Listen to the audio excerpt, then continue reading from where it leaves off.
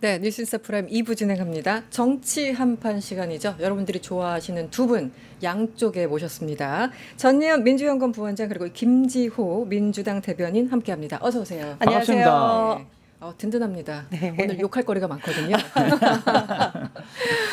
조금 전에 보셨겠지만 뭐 나경원 의원의 발언 등등 있다가 한참 우리 비판하도록 하고요. 그 전에 그래도 워낙 큰 이슈가 이렇게 북녘땅에서 지금 벌어지고 있는 것 같아서 네. 조금 뒤면 김정은, 시진핑, 푸틴 이렇게 나란히 설 예정입니다. 어떻게 보고 계세요? 요즘 이 외교 상황. 이제 이 북중러 간의 어떤 안보 협력이 굉장히 강화됐다. 이런 추세로 보이고요. 사실은 러시아가 지금 우크라이나랑 전쟁을 하고 있기 때문에 아직도 중국에서는 이런 모습을 연출하지 않으려고 그동안 굉장히 노력을 했었는데 네. 아무래도 트럼프의 관세 전쟁 그리고 이제 뭐 한미일 안보 공조가 강화되다 보니까 중국으로서는 이러한 모습을 보여줌으로 인해서 반 트럼프 그러한 정세에 내가 앞장서겠다. 그리고 G2로서 내가 전 세계적으로 어느 정도 영향력이 있다는 것을 좀 보여주고 있는 게 아닌가 이런 생각이 듭니다.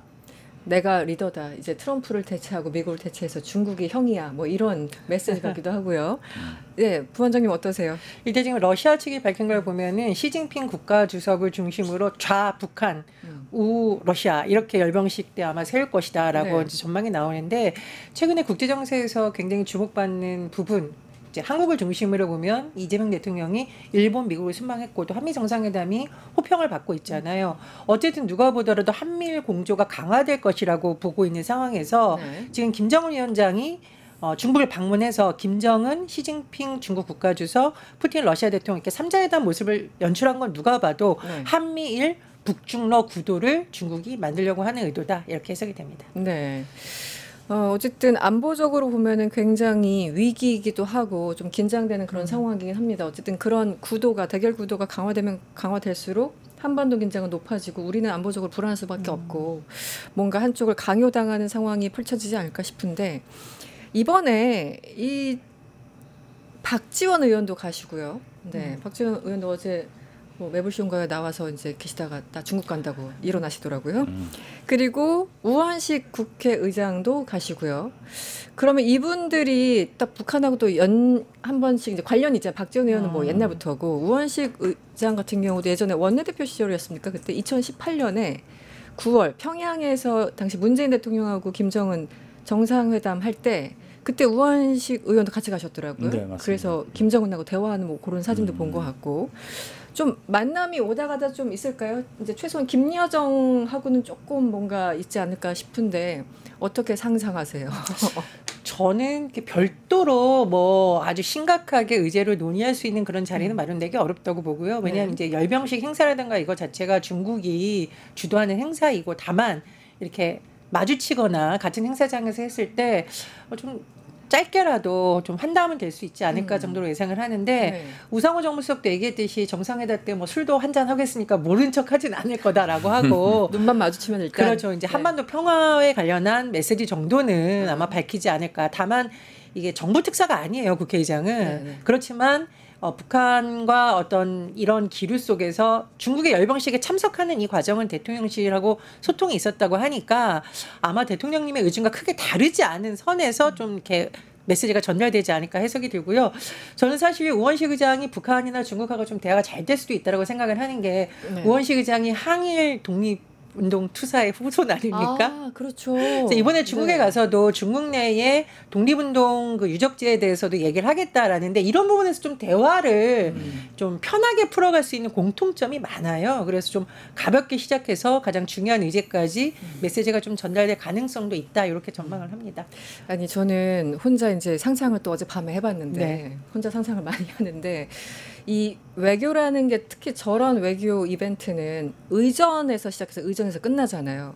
근데 의전은 어쨌든 주최국이 짜는 거니까 동선을 어떻게 하냐에 따라서 이 사람들이 만날 수밖에 없는 그런 상황을 만들 수도 있고 아예 떼어놓을 수도 있다고 보거든요.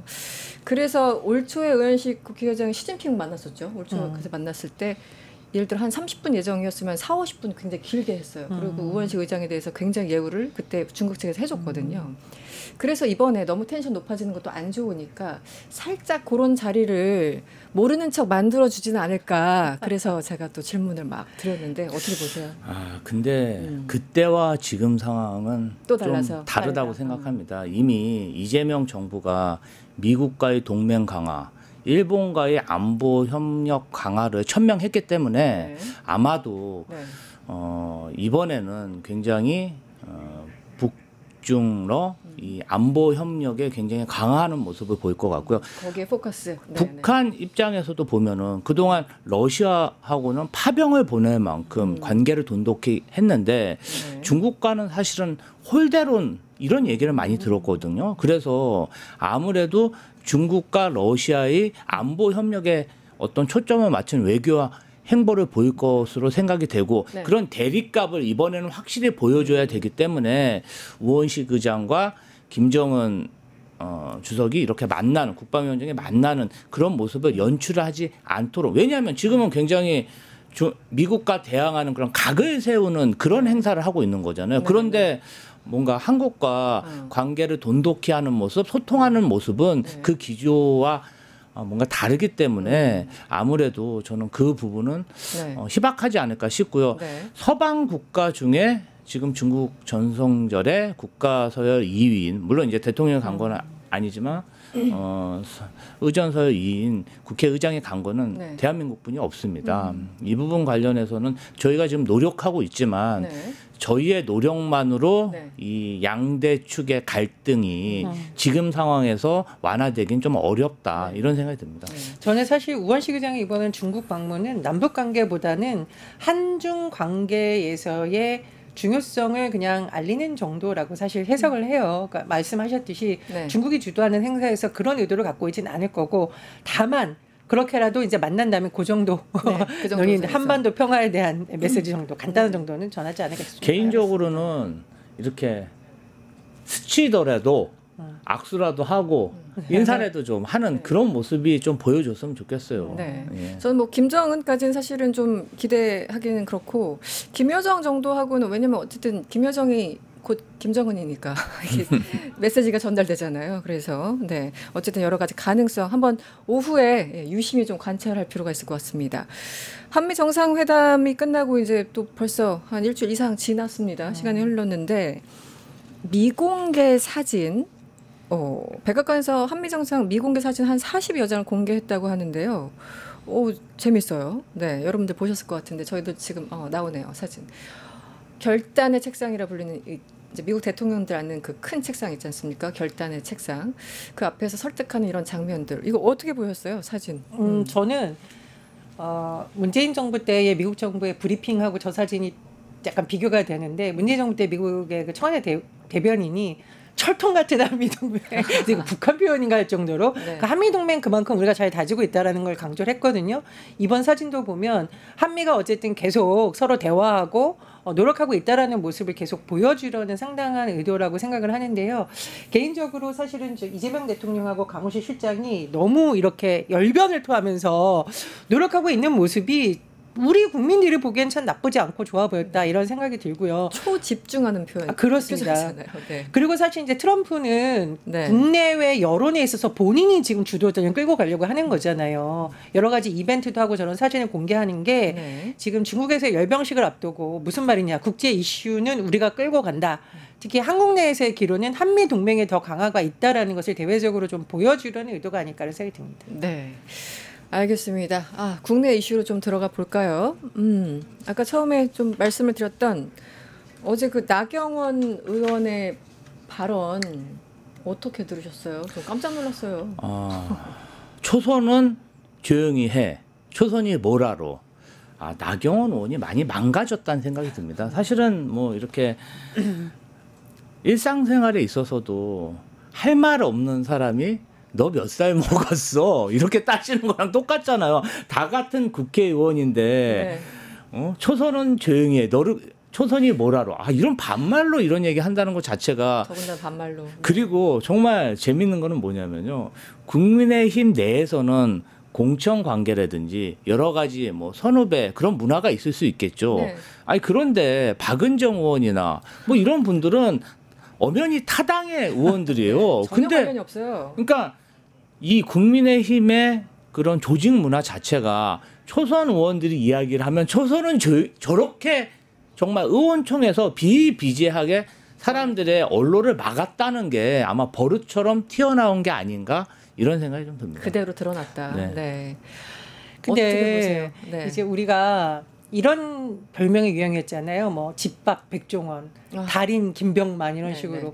꼰대 나경원 이렇게 되지 않을까. 근데 너무 약한 거 아니에요? 한 당의 원내대표하고 또 네. 국회에서 외통위원장도 했었거든요. 그렇죠. 이게 지금 본인 스스로 나 왕꼰대야라고 보여준 겁니다. 그것도 반말로 자당 내 비공개 회의도 아니고 모든 국민이 지켜보는 회의에서 저렇게 반말로 초선들을 내리 깔듯이 하는 거 보면서 와 진짜 나경원 의원이 왕꼰대가 됐구나. 참 저는 그 비애 수준으로 네. 느꼈다 이렇게 생각이 들고 또 하나 아직 초선도 못 된 그럼 우리는 어떡하란 말인가.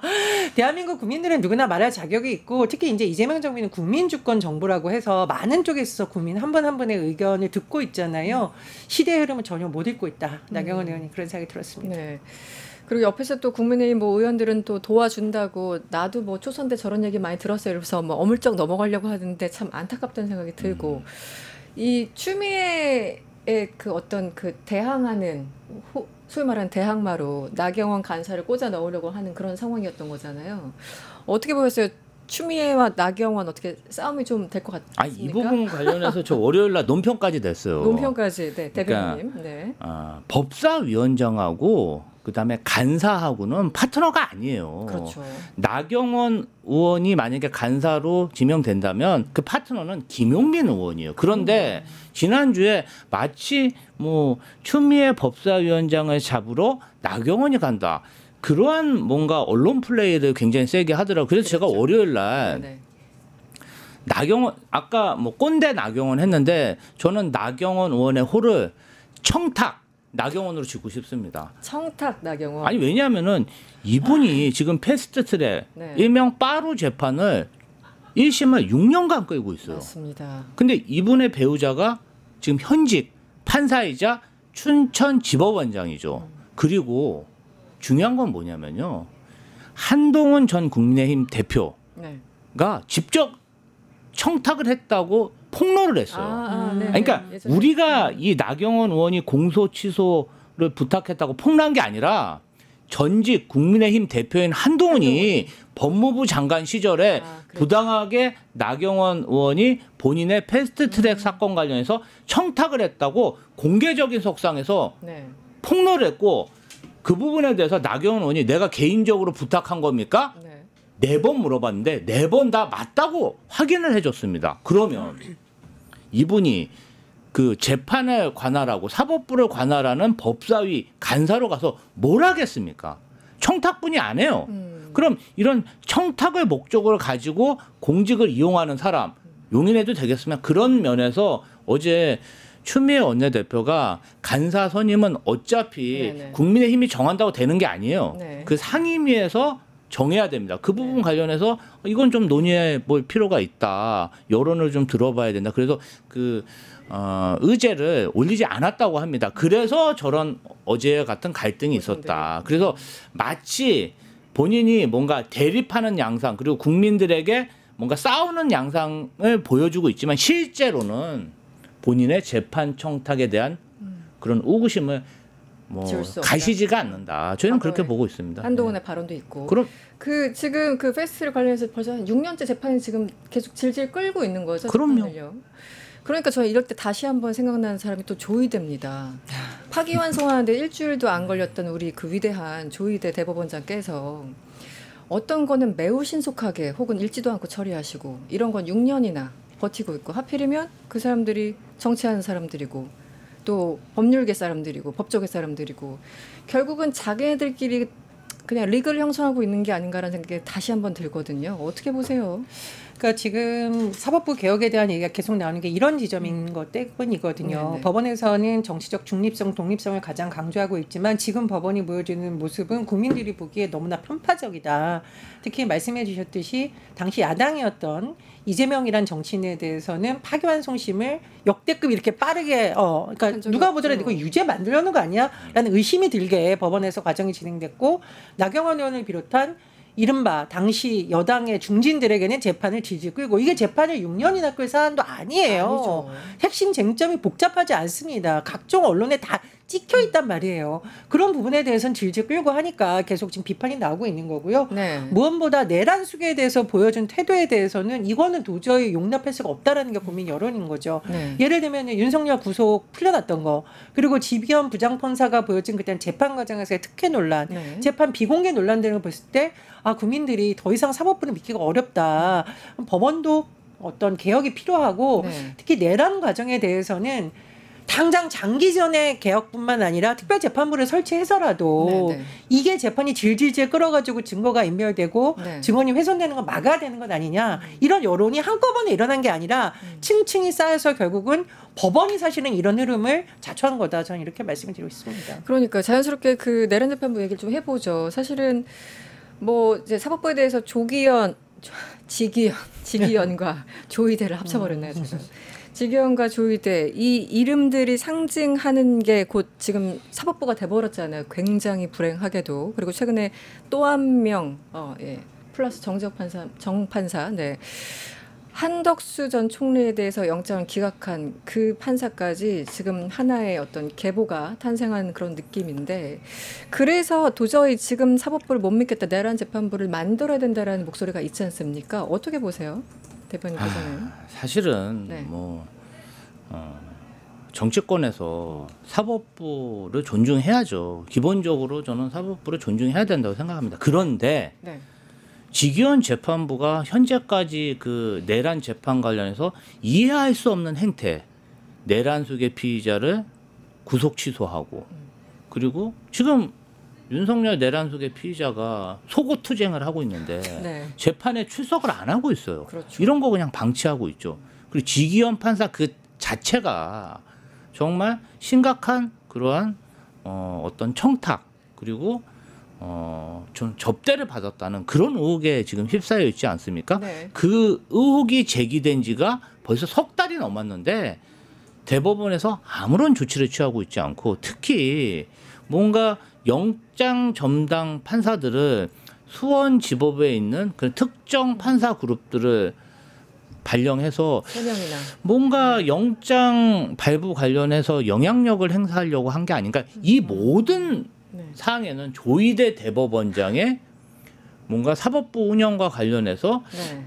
방향성이 있는 거 아닌가. 그러한 불신이 쌓여 있기 때문에 저희 당에서는 네. 개인적인 의견이긴 하지만 전현희 의원 그리고 김병기 원내대표가 이거 이렇게 정말 의구심이 많고 의혹이 많다면 다른 건이 아니라 내란 사건 관련 아주 중요한 국가의 운명에 걸린 이 사건에 대해서는 네. 특별재판부가 필요하지 않나? 개인적으로 정말 그랬으면 좋겠다. 이런 의견들을 냈을 뿐이 없는 거죠. 그렇죠. 이게 그냥 단순한 무슨 사기 사건 이런 게 아니잖아요. 무려 그렇죠. 내란이기 때문에 이건 다시는 발생하면 안 되고 이번에 발본 세 건 해야 되는데 그래서 내란 특별재판부 필요성이 언급되고 있습니다. 그런데 어저께 김병기 원내대표 지금 말씀하셨는데 좀 묘했어요. 발언이.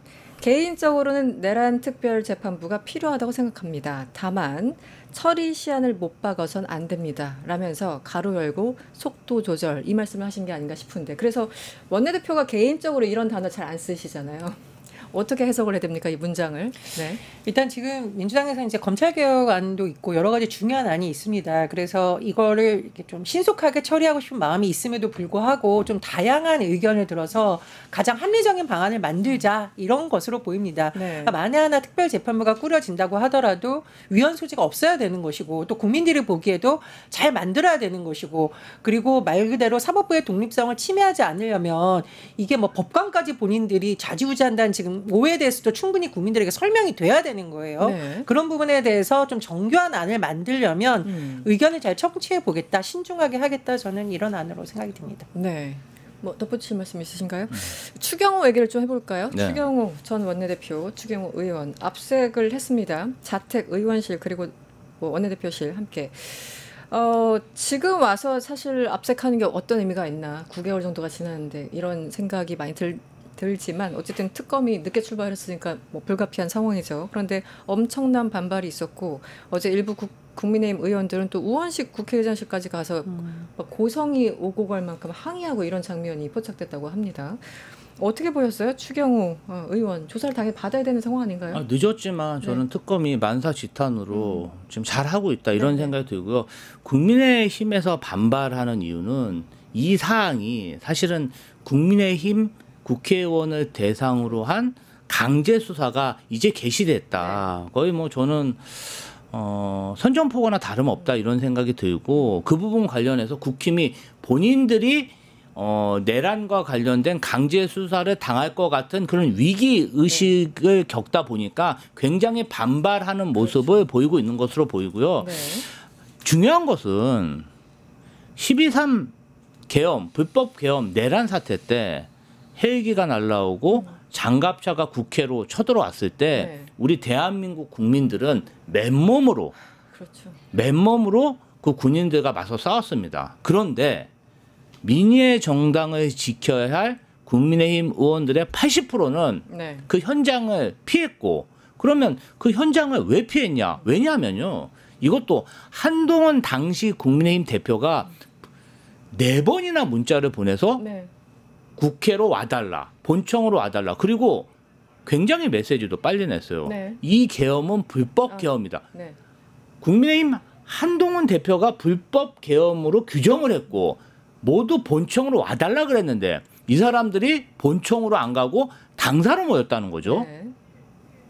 아니 이게 그냥 정상적인 상황은 아니잖아요. 분명히 국민의힘 최고 지도부가 지시를 했는데 지시를 따르지 않고 당사로 모였다? 그러면 그 당사로 모였는데 누가 그런 역할을 했는지 정상적이지 않고 상식적이지 않은 일이 일어나면 뭔가가 다른 지휘체가 있었다는 거 아닙니까? 거기에 정점에 추경호, 조지현이 있기 때문에 네.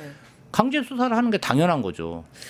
저는 이걸 좀 말씀을 드리고 싶은데요. 국민의힘의 조혜지 의원이 검찰에 출석을 했습니다. 내란 특검과 관련해서 출석했는데 이제 피의자는 아니고 참고인 신분으로 하면서 했던 발언이 이미 언론에 공개되어 있습니다. 12월 3일 계엄 상황 본인이 굉장히 소상하게 말씀을 드리겠다 하면서 뭐라고 했느냐.